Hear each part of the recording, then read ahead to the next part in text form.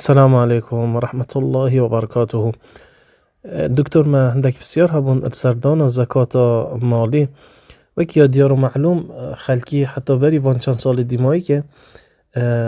وقت پاره و گشت با حد نصابه که 85 غرام زیرینه و سال اکثر و چوبا زکات مال خود دان. بس وان چند سال دخیر مدید که گلگ مثلا زیر گرام بو بجا هوا وكيل لجنة فتوى هوا قد خلقي هن بجنا خلقي يعني دوید سر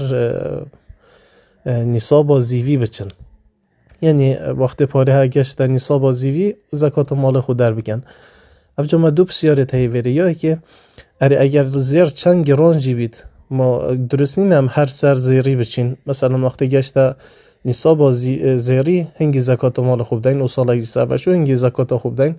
و یا دویجی مثلا زیوی ولو از بیجم جناب هوا اعلام کربو بس با یا زیوی چا یا دکتر اگر دبو مرون کر با چند حده و دوید گیتا چنده و چند سر وبچید حتی زکات بیدادان و بارک الله فیکم. السلام ورحمة الله وبركاته. حياكم الله بلاد باشين، بارك الله فيكم وفقني يا ربي. تصلبت أن بزاني كان زكاة بوشات يتشريع كرا زكاة بتدانا زكاة وكيا ديار أبو مرود محتاجة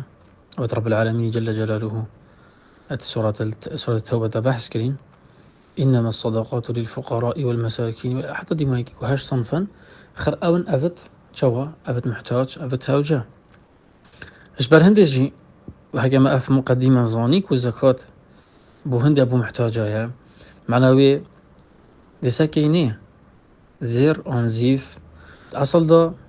قياس بزيري تذكره أصل دا قياس بزيري تذكره بلي بهكر زير قلا جرام بو يعني أفصال ما حسب كرني زيكي توازده 13 حتى 14 مليون مرفيها بنشنيك الزكاة بكابيتن براسي أفصال دا قالك فقير يعني بهبار بن مال خود تعالى أجبر هندي قرأي قدرستا هي وقالك باشا جيد مصلحة فقيدة وقالك زاناجي فتوى بهدايا كيف دا نكوانيش طبعا فتوى هني هكر هر كسا كي بينصاد ونطو بينش غرامة زيفي هبن هنجي او دي زكاة مال خودت قلت بنا نفقا فينيزيكي 2 مليون نيفا تقريبا اجبر هندي هر كسا كي 2 مليون نيف هبن وصالكا هجري بسرفة شو بيتن او دي زكاة مال خودت هر مليون 25 هزار وبفيش وازي هني قالك فقير دي فايدي دي مفايج زكاة بينن و يعني امش بينا كي يجيك شوان تشتايدكو